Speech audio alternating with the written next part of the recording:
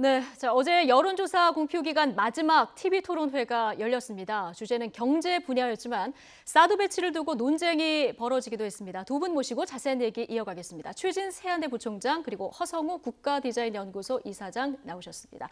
두 분 안녕하십니까? 안녕하십니까? 예, 자, 어제 5차 TV 토론회 분야는 경제 분야였습니다. 일단 누구 책임이냐, 어느 정부 책임이냐 이 부분 가지고 설전이 이어졌었는데요. 먼저 화면으로 함께 만나보시죠. 그런데 이명박, 박근혜 정부 동안 우리 경제 참담하게 실패한 것, 그건 인정하시죠? 또 이명박, 박근혜입니까? 아니 물어보면 뭐든지 이명박, 박근혜 정부 탓을 대시는데요. 여기 계신 분들 중에 세 분이 전임 정권에 정말로 많은 책임이 있으신 분들입니다. 지금까지 이렇게 경제가 계속 하향 추세를 내려왔던 이유는 정말 인기는 없지만 구조적으로 해결해야 될 문제들 제대로 된 구조개혁을 못했기 때문입니다. 지금 자꾸 전임 정권 지난번에도 우리 그 토론회 할 때 그렇게 말씀하시고 전부 문재인 후보나 저나 뭐 유승민 후보를 싸잡아서 비난을 하는데 사실 그 전임 정권 쭉 거치면서 안랩 그 백신 그 정부의 그 협의해서 그 해가지고 큰 회사 아닙니까? 안랩이라는 저희들은 네, 지금 각 후보들 간의 그 설전을 보셨는데요.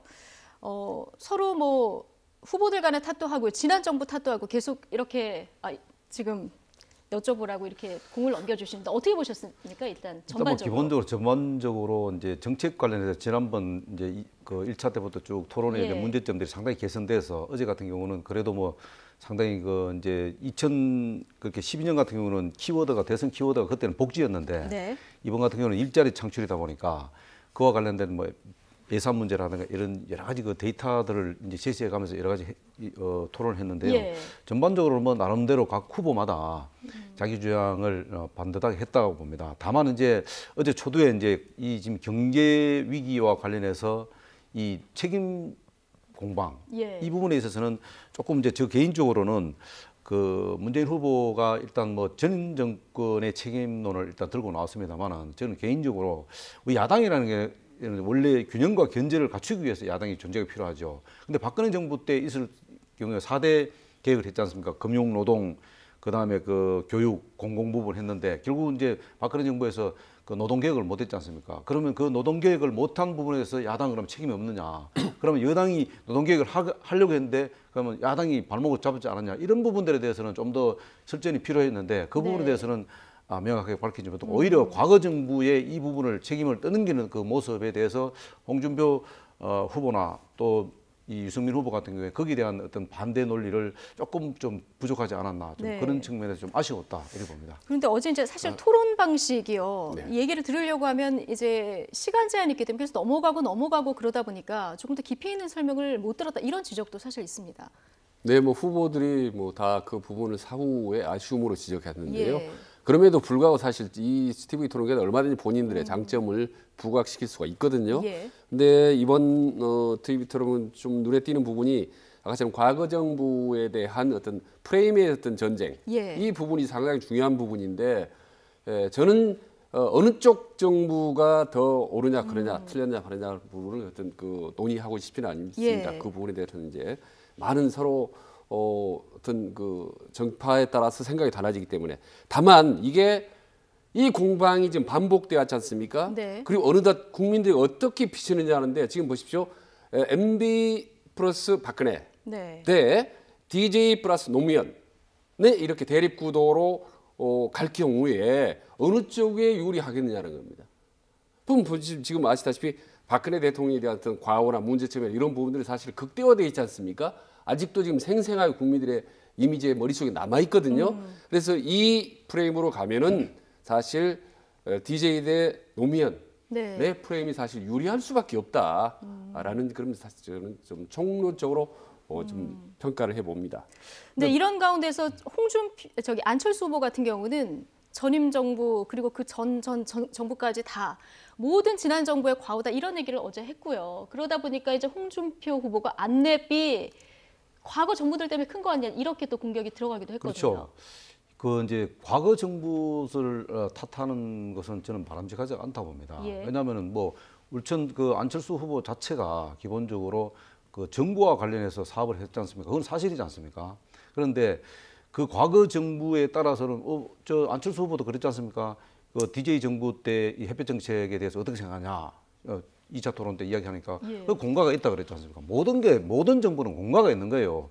그 공과에 대해서 얼마나 많은 정말로 실책을 하고 그 좋은 점은 어떤 것이 나쁜 점은 어떤지 이런 걸 이야기하지 무조건 나쁜 면만 들고 나온다면 어떤 정부든지 공과는 없습니까? 예. 그런 부분은 좀 그렇고요. 아까 이제 우리 저 최 교수님 말씀하신 대로 이게 뭐 전 정부야 그러니까 DJ 노무현 그다음에 이명박 박근혜 이 두 프레임으로 간다는 것은 결국은 이제 문재인 대표가 이제 그걸 들고 나오는 이유가 뭐냐면은 그래서 지금 그 문재인 대표의 40%의 이 어떤 그 뭐랄까 40%의 어떤 네. 대세론 이것을 굳히기 위해서 모든 것을 과거 정부에서 자꾸 탓하고 이러는데 이렇게 되면은 결국은 뭐냐면요 보수가 또 결집을 하는 상황이 생깁니다. 네. 왜냐하면 그것을 모든 것을 과거 정부로 돌린다면은 그러면 그동안 그 보수 정권은 뭐냐 이렇게 나올 수 있거든요. 예. 그런 부분 때문에 그것은 그 지금 현재 문재인 후보 측에서 자꾸 제시해서 이걸 프레임을 만드는 거는 거지. 아니 지금 홍준표 그 후보나 그 유승민 후보가 그 프레임을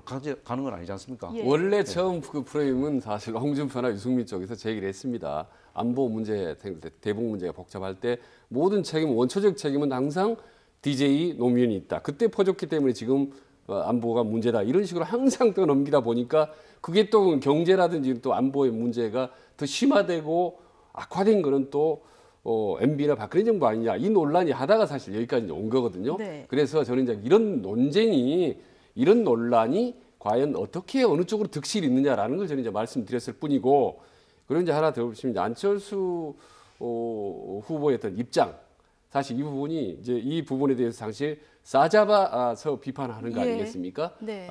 그리고 또 항상 양쪽 다 양극단을 비판하고 이런 부분들 때문에 사실 안철수의 중도라든 이미지, 제3의 이미지 이런 부분들이 사실 많이 좀 좋은 평가를 받아왔죠. 근데 예. 지금 10일 남았지 않습니까? 네.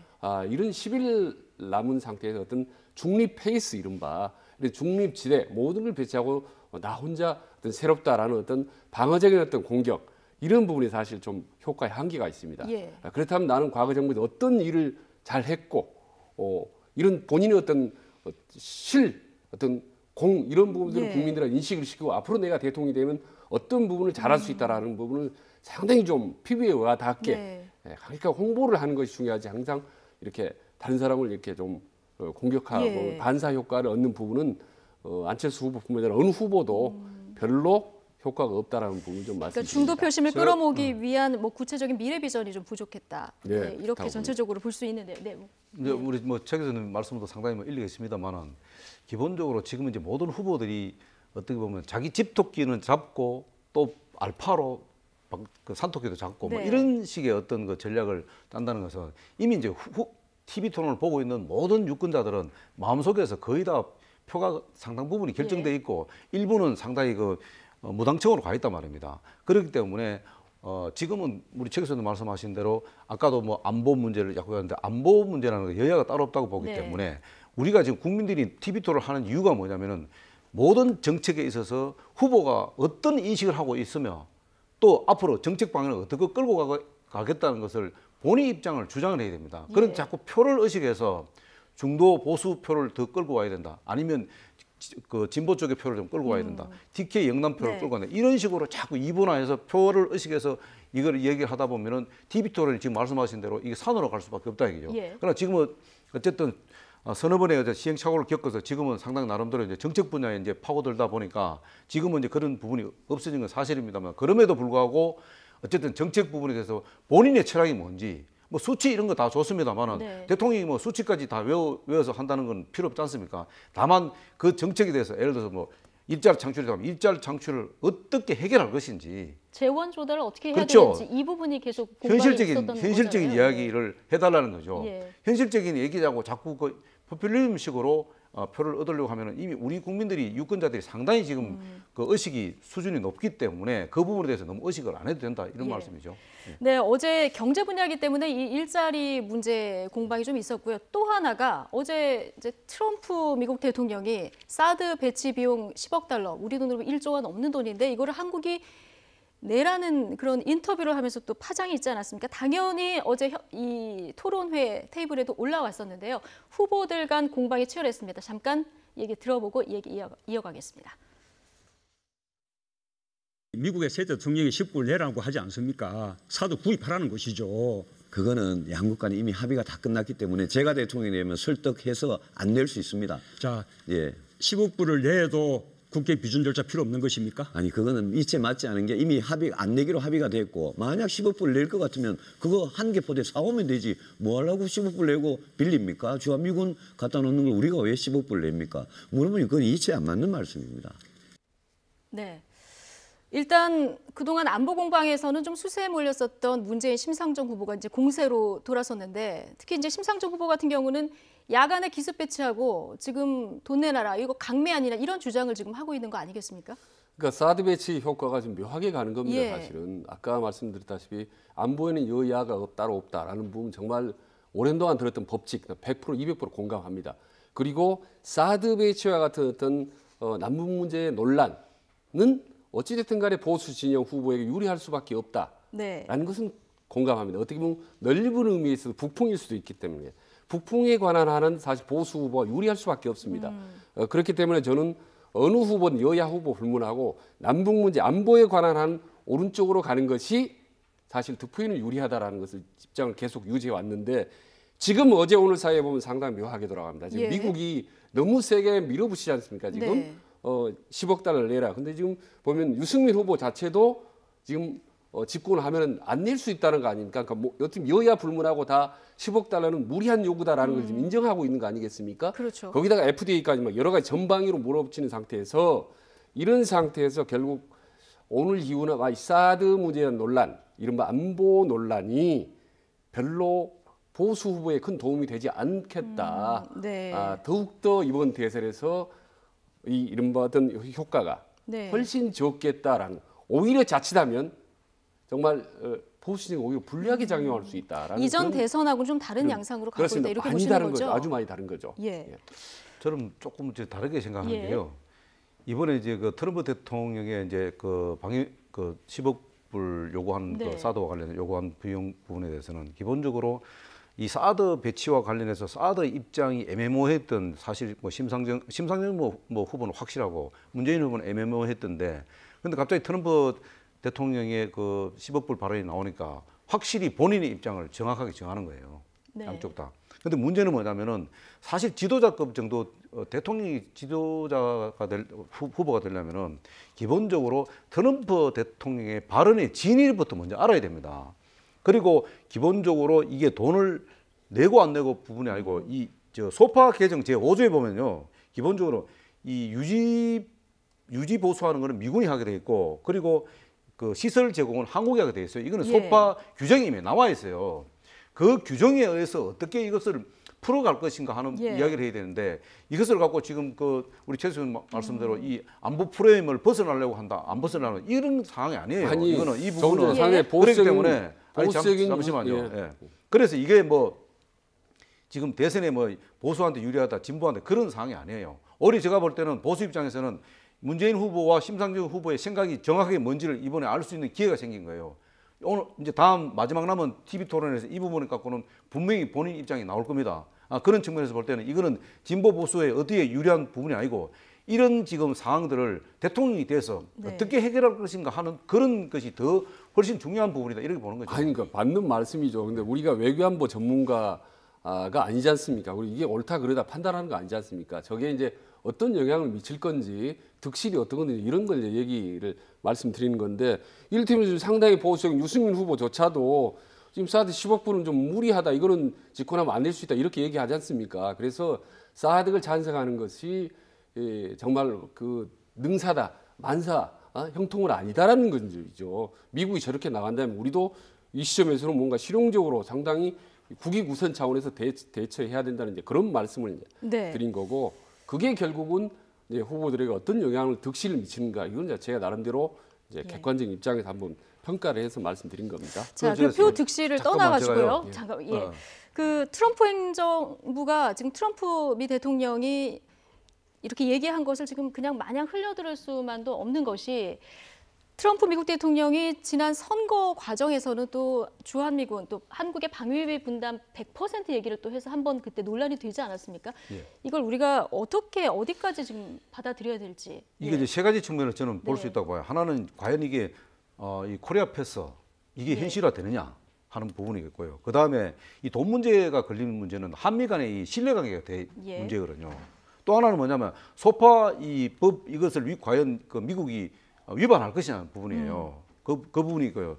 다만 이제 이런 경우에 과연 우리도 그러면은 전술 핵 배치가 아니고 사실 네. 우리도 핵무장하자 하는 이런 보수 쪽에서 우려가 나올 수 있거든요.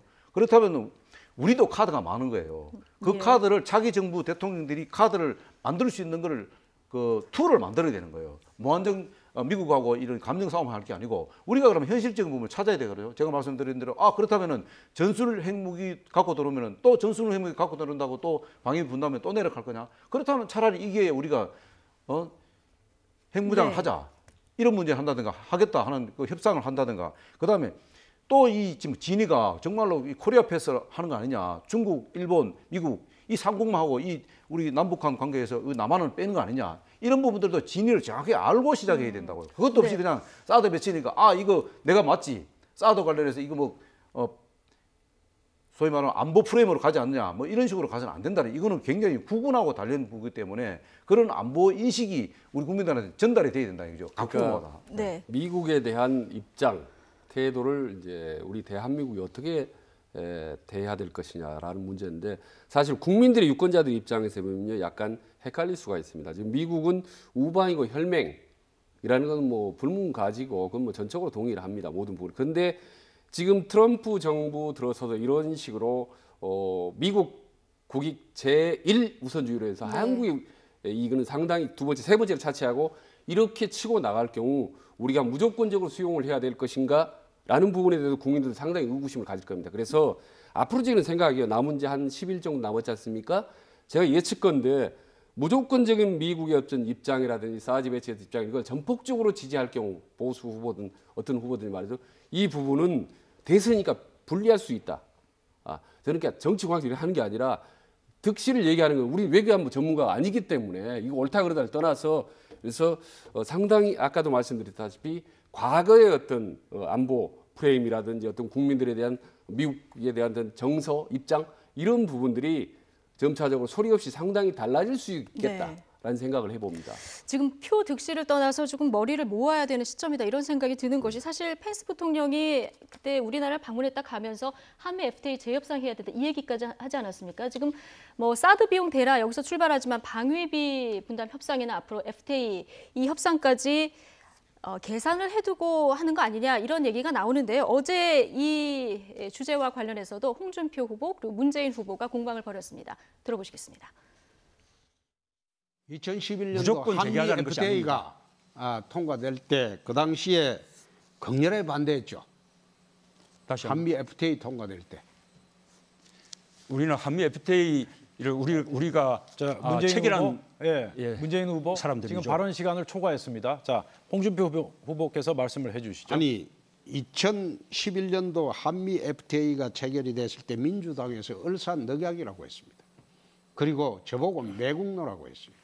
그런데 지금 와서 거꾸로 트럼프가 이게 불평등 조약이라고 개정을 요구하고 있습니다.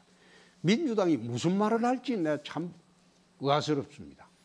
자, 한미 FTA를 체결한 사람이 자 우리 문재인 아닙니까? 후보.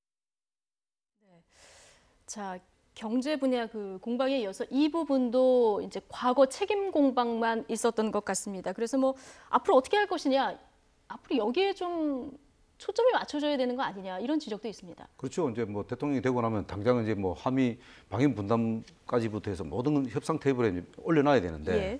사실 그 FTA 같은 경우는 처음에 뭐 홍준표 후보 말이 저는 전적으로 동의한다고 보는 게 그 당시에 FTA 체결할 때 사실 야당에서 극렬하게 반대했습니다. 예. 완전히 뭐 이제 미국에 종속된다는 얘기까지 나왔습니다. 근데 사실 시간이 지나면서 농산물이나 이런 것들 전혀 문제가 없지 않습니까? 그리고 오히려 우리가 지금 미국에서 더 많은 물건을 지금 팔고 있는 거고 무역 적자까지도 지금 만들어지지 않습니까? 이런 것을 볼 적에 이게 과거 정부에 지금 와서 이 FTA를 미국에서 새로 협상하자 했다고 해서 누구 책임을 공방하는 건 아니다. 이제 예. 차라리 오히려 현실적으로 이 미국에서 이 FTA를 재협상하자 할 때는 재협상할 적에는 그럼 어떤 구조로 우리가 내놓을 카드가 뭔지 여기에 집중할 필요가 있지.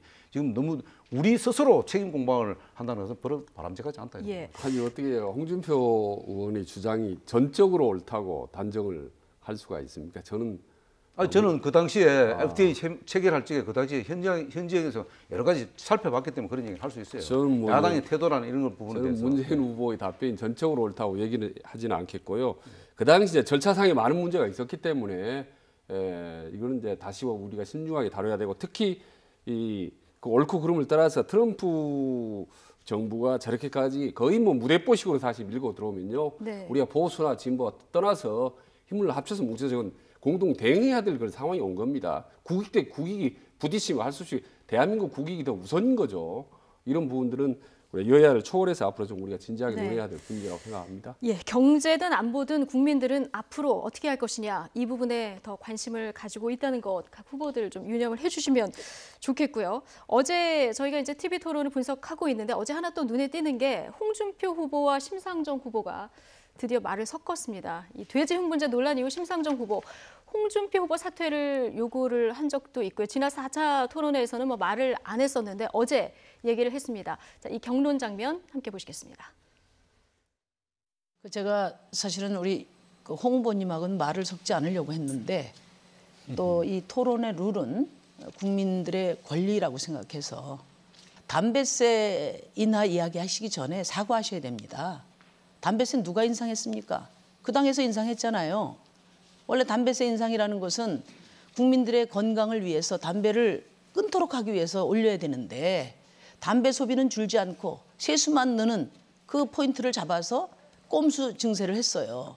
법인세는 깎아주고 서민들 주머니 털어서 동의 말씀드리고 하냐 싶고요. 안 하냐 내가 물었습니다. 나도 그 제가- 신부하고 이야기하기 싫어요. 이야기하는 게 아니라 근데 할 수 없이 하는 거예요. 우선 그런데 또 서민들 표 얻는다고는 또 지금 유류세 인하해서 또 유류 소비 확대한다 이런 이 포퓰리즘 공약은 이제 그만 내시면 좋겠어요. 모든 것이 그래 배배 꼬여가지고 베베 꼬인 게 어떻게 아니라 자, 이 두 후보는 이제 극과 극 대척점에 있는 두 후보인데요. 심상정 후보, 뭐 서민 주머니 털어서 뭐 지난번에 담배세 인상하더니 이제 와서 담배세 또 유류세 인하하는 거 이게 포퓰리즘 아니냐 이런 지적을 하고 있는 거거든요. 그러니까 저도 이렇게 주위 사람들 보면 의외로 담배세라는 게 예. 서민들에게 아주 민감하더라고요.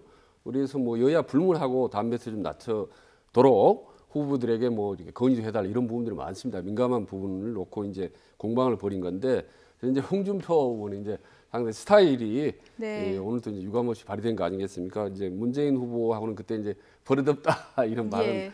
그다음 오늘은 뭐 모든 게 배에 꼬여가지고 이제 이런 말씀을 하셔서 상당히 좀 톡톡 튀는 발언을 한데 아마 보수 진영 입장에서는 이런 발언들이 상당히 좀 통쾌한 측면도 있을 그래서 거고. 홍카콜라다 참 이런 예, 별명까지 화끈하고 붙어 있는 그러면서 상황입니다. 보수 예. 진영을 상당히 좀 주목을 끌고 뭉치게 하는 긍정적인 플러스 효과가 분명히 있다고 예. 봅니다. 그리고 시청자들 입장에서는 중립적 시청 입장에서는 재밌죠. 흥미진진하고 솔직히 네. 말씀드리면 TV 토론이 너무 밋밋하면 그렇지 않습니까? 그런 점에서는 또 긍정적. 다만 이제 진보 진영이나 반대 진영에서는 글쎄 저 국가 경영자, 국가 최고 지도자 대통령을 할 만한 그런 자질이 있느냐라는 부분에 대해서는 상당히 비판적인 생각을 할 수가 있겠죠. 그러나 홍준표 개인의 순전 입장에서 보면 이제 플러스 효과가 더 있다고 네. 보기 때문에 아마 상당히 좀 세고 톡톡 튀는 그런 방향으로 계속 가고 있는 것 같습니다. 저도 그 네. 심상정 후보에 대해서 좀 한 말씀 드리고 싶은 게요. 심상정 후보가 사이다 발언을 하고 이런 건 다 좋아요. 근데 TV 토론에 나와서 대선 후보자의 자세는 저는 아니다고 봅니다. 아니 그럼 TV 토론에 왜 나왔습니까? 그러니까 홍준표 후보하고 말을 안 하겠다고 그렇다면 TV 토론 나오지 말았어야죠. 그거는 제가 볼 때는 잘못된 생각이고요. 물론 심상정 후보가 지금 여러 가지 뭐 사실 어떻게 보면 심상정 후보는 네 분의 어떤 후보들이 못했던 부분들을 잘 집어내서 얘기할 수 있는 그런 장점도 갖고 있는 건 사실이에요. 정당의 어떤 입장에서 볼 때는. 그러나 기본적으로 상대방 후보하고 대화를 하지 않겠다고 이렇게 선을 딱 끊는 것 자체가 저는 잘못됐다. 그래서 어쨌든 그게 불리하니까 어제 토론에 나와서 이제는 하겠다라고 이야기하는 것 자체가 그 잘못됐다는 거예요. 그래서 저는 TV 토론에 뭐 사이다 발언도 하고 여러 가지 얘기 정책에 대해서 인식도 가장 뭐 훌륭하고 잘 됐다는 건 다 좋은데 그런 식으로 상대방을 뭐 폄하한다든가 이런 부분들은 잘못됐다고 봅니다. 아니, 두 분 토론을 보니까 어제 토론의 2차전을 보는 것 같은데요. 어쨌든 홍준표 후보, 심상정 후보 그 양측의 입장을 굉장히 시원하게 대변한다는 면에서는 좀 공통점이 있는 것 같고요. 그런데 이제 홍준표 후보 같은 경우는 얘는 막말 논란에도 불구하고 일관된 메시지를 계속 던지고 있지 않습니까? 우리나라 경제 파탄 책임이 강성 귀족 노조 때문이다. 이런 메시지를 일관되게 던지고 있는데요. 어제도 이 문제가 다뤄졌습니다. 들어보시겠습니다. 어느 게 더 중요합니까? 재벌 개혁이 중요합니까?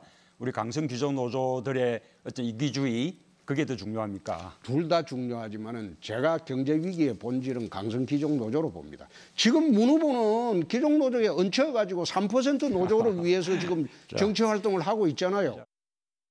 네. 자, 일관되게 이 메시지를 던지는 건 논란을 불고 이렇게 감수하더라도 뭔가 보수표를 모을 수 있겠다 이런 전략이다 이런 지적이 나오는데 어떻게 보십니까?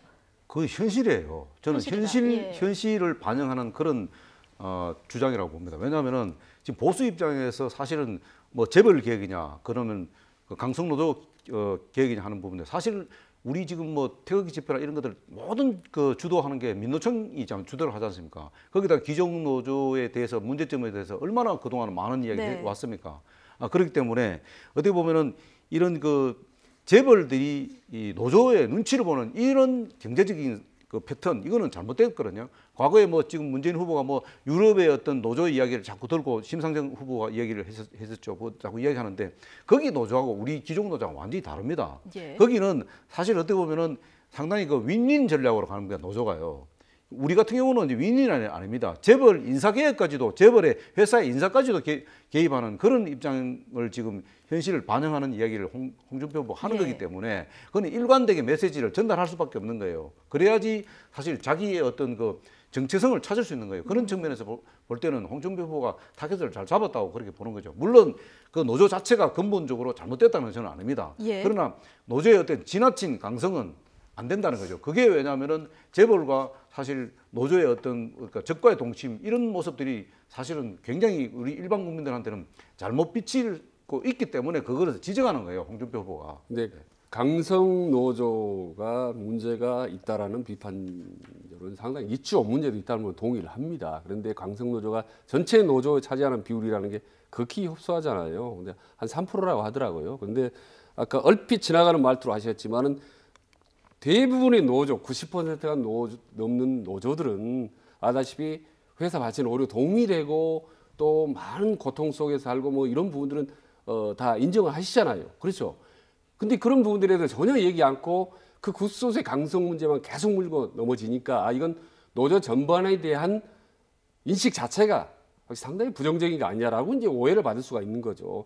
그런 부분에 대해서는 형평성이 많이 떨어진다는 부분 말씀드리고 그리고 사실 대선이지 않습니까? 대선 지금 노조 토론이 아니고 대선 국면에 다분히 전략적일 수밖에 없죠. 네. 아시다시피 노조라는 게 보수와 역선이 쫙 갈라지는 가장 그 부분입니다. 그 이슈 자체가 그래서 계속 일관되게 강력하게 주장하는 이유는 사실은 보수 진영 노조에 대해서 비판적인 그런 어떤 보수 진영의 결집을 노린 다분히 전략적인 발언이라고 저는 생각을 합니다. 자, 이 강성 귀족 노조 공방 문재인 홍준표 후보 사이에 시작이 됐는데요. 듣던 심상정 후보 주적이 노조냐 이 이야기까지 나오면서 굉장히 분위기가 중간에 험악해졌는데요. 이 장면도 함께 보시겠습니다. 홍 후보님처럼 강한 노조 때문에 망했다고 하면 우리보다 노조가 강한 독일은 진작에 망했어야 되고 스웨덴 불란서는 일찍이 망했어야 되는데 그 노조가 강한 나라는 지금 다 복지국가가 돼 있고 경제 위기에서 튼튼하게 버티면서 경제 발전하고 있어요.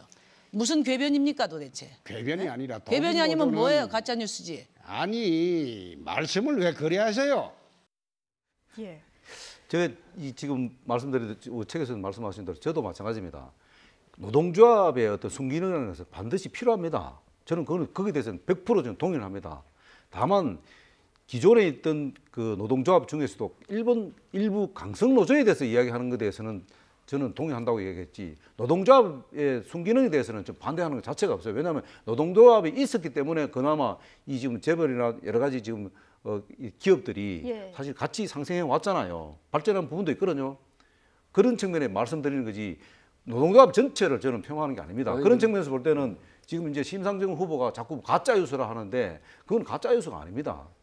아직 저하고 논란을 하다 보니까 뒷부분에 이제 그 부분을 말씀하신 거고, 사실 홍준표 후보 같은 경우는 그런 말씀 거의 안 했거든요. 방금 하셨던 말씀, 하이사님 말씀했던 전혀 얘기 안 했고, 그리고 조금 전에 참 강성 노조가 있었던 유럽에 있는 대다수 나라 선진국이 됐다라는 이런 논리들은 상당히 좀 홍준표 후보가 어떻게 보면 제대로 좀 대답을 못하는 거 아닙니까? 그런 면에서 이제 노조에 대한 우리 인식도 좀 바뀔 필요가 있고, 노조 스스로도 많이 변화를 해야 된다고 생각을 합니다. 네. 자, 뭐 이런 강성귀족 노조 공방을 포함해서 여러 가지 공방이 있었는데, 사실 5차까지 TV 토론을 오면서 이 부분이 사실 그 지금 여론 조사에 상당한 그 TV 토론에 영향을 미치지 않았습니까? 지금 표심 변화도 있는데요. 저희가 준비한 그래픽 보면서 좀 얘기를 나눠보도록 할까요? 자, 이게 한국갤럽 금요일에 발표된 조사 내용인데요. 자, 문재인 후보도 빠지긴 했습니다만 40% 보이고 있고요. 안철수 후보 하락세가 굉장히 눈에 띄게 보이고, 홍준표 후보, 일관된 메시지를 지금 던지고 있는 홍준표 후보가 굉장히 치고 올라오는 그런 양상 아니겠습니까? 그러니까 지금 5차례 TV 토론을 하는 동안에 여러 가지 예. 다양한 일들이 벌어졌지 않습니까? 네. 뭐 사드 문제라든지 여러 가지 뭐 이슈들이 제기됐지만 거의 대부분 변화가 없죠. 그리고 안철수 후보가 유일하게 이제 쭉 큰 폭으로 이제 빠졌는데, 동시에 이제 홍준표 후보가 올라갔습니다. 그래서 네. 안철수 후보들이 빠졌던 표들이 저는 이제 홍준표 후보로 저는 이제 이동을 하고 있다고요 보는 거고요. 과거 촛불 집회 세력하고 테이크 세력하고 정면으로 충돌했을 때 있지 않습니까? 네. 그때 박근혜 전 대통령 탄핵에 반대한다라는 여론이 사실 최대치였습니다. 그때 20%였습니다. 예. 어떻게 보면 강한 보수성의 표들이 지금 극대치가 20%라고 보는 거죠. 저는 그래서 일찍이 어찌됐든 상황이 아무리 보수가 힘들다 하더라도 한 15% 정도는 가지 않을까라고 사실 저는 미리 예. 이제 예측을 했습니다만은 네. 저는 크게 이제 홍준표 후보가 이제 뭐 선전했다라기보다는 물론 TV에서 이제 톡톡 튀는 발언도 했지만은 기본적으로 보수 표들이 일종 회귀하고 어느 정도 이제 안정 국면을 찾으면서 네. 뭐 15% 그런 안팎 뭐 그 언저리까지는 저는 갈 거라고 저는 예상을 하고 있습니다. 네, 이 TV 토론의 최대 수혜자 하면은 사실 뭐 심상정 후보가 아닌가 싶기도 하고요. 또 가장 덕을 못 본 사람 하면 안철수 후보, 평가도 이제 가장 못했다 이런 평가가 나오고 있는데, 안철수 후보가 어제 사실 토론 말미에 나는 말싸움을 잘 못한다 이런 얘기를 했었거든요. 뭐 그게 이제 영향이 좀 많이 있다고 보십니까? 유권자들한테 이제 어떻게 이제 그게 전달이 될지는 예. 모르겠습니다만은, 뭐 실제로 어떻게 보면은 안철수 후보의 어떤 장점이라는 건 정직하고 정치에 좀 때가 덜 묻었다는 그런 모습 아니겠습니까? 그러나 어쨌든 중요한 것은 5차례 TV 토론을 거치면서 본인의 어떤 상황 인식에 대한 정책과 본인의 어떤 비전, 예. 신념 이에 대한 상황 인식이 전달이 조금 부족한 건 사실이에요. 예. 그러다 보니까 안철수 후보의 그 지지율의 어떤 그 불확실성, 예. 또 유동성 이런 것들이 다른 후보에 비해서 제일 큽니다. 그런데 오늘 재밌는 것은 그 지금 문재인 후보는 거의 40%에 지금 고착화되어 있다는 것을 또 한번 우리가 분석해 볼 수 있고요. 예. 나머지 안철수, 유승민, 홍준표 후보 합치면 딱 40%예요. 네. 그럼 그 합치면 40% 40대 40인데, 이것은 뭐냐면은 지금 TV 토론을 통해서 가장 큰 수혜를 사실은 문재인 후보가 얻어야 되는데, 문재인 후보도 사실 밋밋했다는 뜻이에요. 40%에 거의 지금 고착화되어 있거든요. 박스권에 갇혀 박스권에 있다. 갇혀 예. 있거든요. 다만 지금 그 안철수 후보 같은 경우는 이 유동성이 크다는 것은 그만큼 어떻게 보면은 막판에 표심이 또 한 번 출렁거릴 수 있다는 그런 변화의 조짐을 볼 수 예. 있다는 거예요. 그런데 그런데, 안철수 후보가 예. 그 홍준표 후보가 어떤 상황을 만들어내냐에 따라서 그 표심은 바뀔 수가 있다는 거예요. 왜? 이미 문재인 후보는 40%밖에 딱 갇혀 있기 때문에 네. 그 표는 고착화되어 있다는 거죠. 네. 나머지 표심들을 어떻게 만들어내냐에 따라서는 상당히 그 앞으로 남은 일주일이지만 10일 정도 지금 거의 가까이 남았는데, 이 10일 동안 어떤 그 연출을 할 것인지 또 안철수 후보나 홍준표 후보가 어떤 상황을 만드느냐에 따라서 그 지금 불확실하고 유동성인 표심들이 상당히 네. 한쪽으로 몰릴 가능성이 있다. 이렇기 때문에 좀 더 지켜봐야 할 가능성이 네. 어쨌든 좀 열흘 남은 상황에서 보수표가 홍준표 후보 측으로 많이 이동을 했고요. 안철수 후보는 뭔가 이 기점을 마련을 해야 되는데 어제 이제 통합정부 그 구상을 발표하지 않았습니까? 네. 예, 이 부분이 조금 앞으로 영향이 있을 거라고 보십니까? 영향이 있지만 예. 저는 미비하라고 봅니다. 미비하다. 미비할 거라고 예. 봅니다. 왜냐하면 지금 대선을 10일 남겨둔 상태에서 1위와 2위 후보가 벌써 10% 많게는 15%까지 차이 난다는 예. 건요. 역대 과거 그런 선거가 없었습니다. 그리고 아까 문재인을 제외하고 나머지 후보를 다 합하면 뭐 40% 맞불을 놓을 수 있다, 양강구도 갈 수 있다고는 이야기는 정말 너무 산술적인 계산인 거고, 그리고 그렇게 싹 합쳐서 40%에서 이렇게 맞설 수 있는 그런 구도가 만들어질 가능성이 몇 프로나 있을 거라고 보십니까? 저는 성향이나 상황이나 시간이나 여러 가지로 볼 때 그 가능성은 저는 엄청나게 많은 점수를 줘도 10% 미만, 5%도 안 된다. 거의 희박하다고 봅니다. 가능성이 거의 제로에 가깝다고 봅니다. 그렇게 될 가능성은. 그렇기 때문에 그거는 현실 가능성이 없고, 다만 이제 개인적으로 좀 아쉬운 부분이 좀 안철수 후보가 TV 토론에서 정말 제대로 콘텐츠를 보여주고 뭔가 듬직한 국가 경영자다운 모습을 보여주지 않을까, 이런 부분을 네. 많이 기대했는데 거기에 좀 많이 못 미친 것 같다는 생각을 합니다. 그래서 네. 의외로 사실 보면 싱겁게 판세가 지금 결정이 나오고 있다는 것 같아요. 지금 막판 뒤집기 힘들겠다 이런 전망을 해주셨는데 우리 허희 사장님은 저는 어떻게 보십니까? 조금 그 최 교수님하고 좀 다른 입장입니다. 예. 이번 대선은 뭐 물론 과거에 뭐 DJC 연합이라든가 2007년도에 이명박 대통령 선거 때 하고 뭐 이렇게 해서 여러 가지 상황들이 좀 그 뭐 막판에 뒤집기가 사실 힘들었습니다. 그런데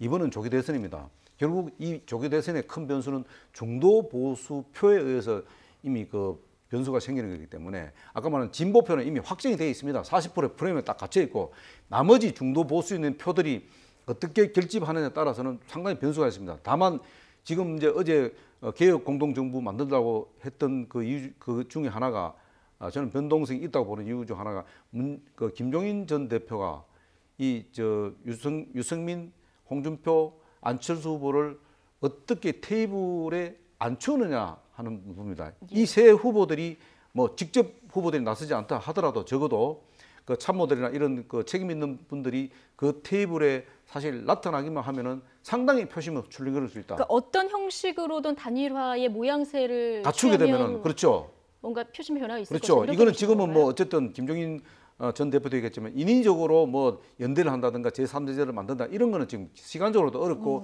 그거는 결코 후보별로 원치 않은 방식입니다. 그러나 단 김종인 대표가 이야기하는 그 공동정부 구상 안에 3자가 테이블에 앉기만 하더라도 그거는 상당한 의미가 있다. 네. 그리고 그 표심이라는 것은 앞으로 10일 동안에 어떤 일이 일어날지 아무도 모르기 때문에 네. 저는 이 조기 대선의 어떤 그 뭐랄까 장점이랄까 장점이면 장점 이런 것들이 조기 대선의 어떤 그 어떤 변동성 이런 것들은 거기에 따라서 상당히 바뀔 수 있다.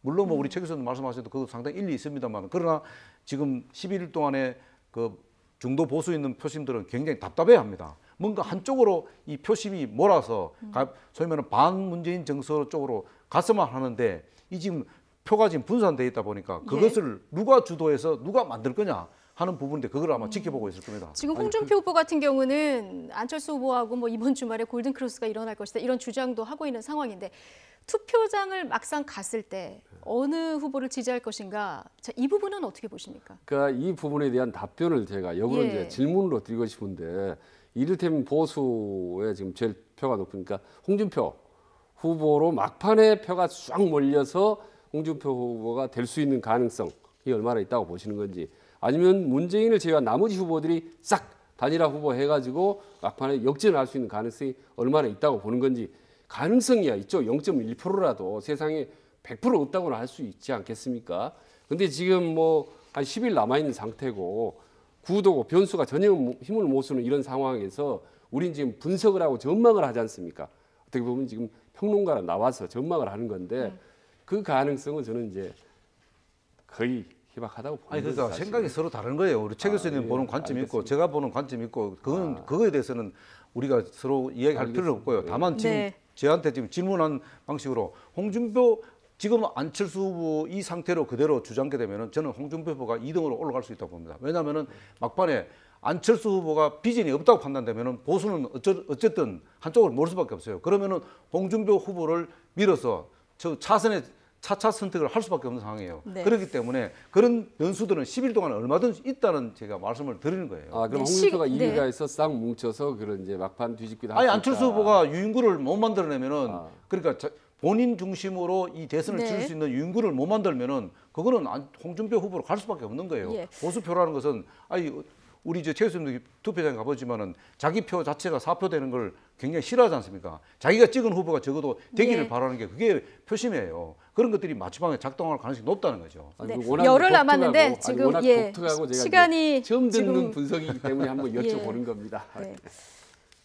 열흘이 짧기도 하고요. 또 어떻게 보면 길기도 하고 길기도 합니다. 선거 예, 판세에서요. 이건 뭐 5월 9일 날 뚜껑을 열어봐야 저희가 알 수 있을 것 맞습니다. 같고요. 일단 5월 3일부터는 여론조사를 하더라도 공표가 금지되지 그렇죠. 않습니까? 네, 한 차례 맞습니다. 토론이 남아 있는데 마지막 질문으로 드릴게요. 이 마지막 토론이 좀 표심에 영향을 미칠 수 있다고 보십니까? 그러니까 영향을 뭐 항상 미치죠. 그러나 그 효과가 너무 미미하다고 봅니다. 왜냐하면 이미 5차례 토론 있었는데 그 결과 여론조사 거의 변동이 없었습니다. 예. 대부분 뭐 문재인 후보가 크게 올라가는 것도 아니고 뭐 대부분 비슷비슷했고 다만 이제 안철수 후보가 뚝 떨어지고 심상정 후보가 좀 치고 올라갔다는 것 외에는 큰 변화가 없고요. 그런데 나머지 막판은 마지막 최종 모르겠습니다. TV 토론에서 뭔가 극적인 어떤 카드가 저는 나오더라도 그 항상 변수라는 게 예. 바로 효과와 동시에 역효과가 동시에 작동을 하기 때문에 과거처럼 그렇게 뭐 이른바 속되면 한 방에 국민들이 네. 확 이리 가고 저리 가고 쏠리질 않습니다. 네, 남은 시간을 감안할 때 크게 뭐 뒤집을 만한 변수는 안 될 것이다. 이렇게 보셨고요. 호성우 이사장. 저는 충분히 가능성이 있다고 봅니다. 예. 왜냐하면 지금까지 후보들이 자기의 어떤 정책이나 어떤 현안에 대해서 생각을 얘기하고 설명해 왔습니다. 근데 이제 마지막 대선이기 때문에 거기 그동안 이야기해 왔던 여러 가지 현안에 대해서 이제는 대안을 내놓을 겁니다. 그 대안을 보고 상당히 유권자들이 또 다시 판단할 가능성이 높다. 왜냐하면은 이게 뭐 대선이 뭐 몇 달 남은 것도 아니고 지금 10일밖에 안 나기 때문에 예. 그 표심에는 상당히 영향을 미친다. 그리고 지금 다음 주부터 사실은 그 장기 휴가가 지금 들어가지 않습니까? 예. 연휴가 들어가기 때문에 연휴 기간 동안에 상당히 그 유권자들이 갑론을박 가족들도 얘기할 거고 뭐 해외 떠나는 사람 어쩔 수 없겠지만 있다 하더라도 그 TV를 보면서 사실 각 후보들이 내놓는 현안에 대한 대안 이 대안에 대해서 상당히 고민을 할 겁니다. 그렇기 때문에 상당 부분 저는 마지막 그 토론에서도 영향을 미친다고 저는 봅니다. 네, 허 이사장님은 마지막까지 변수가 있을 것이다. 자, 그렇습니다. 이렇게 전망을 해주셨습니다. 시간 관계상 더 듣고 싶은데 여기까지만 들어야 될 것 같습니다. 추진 세한대 부총장 그리고 허성우 국가디자인연구소 이사장과 함께했습니다. 두 분 고맙습니다. 예.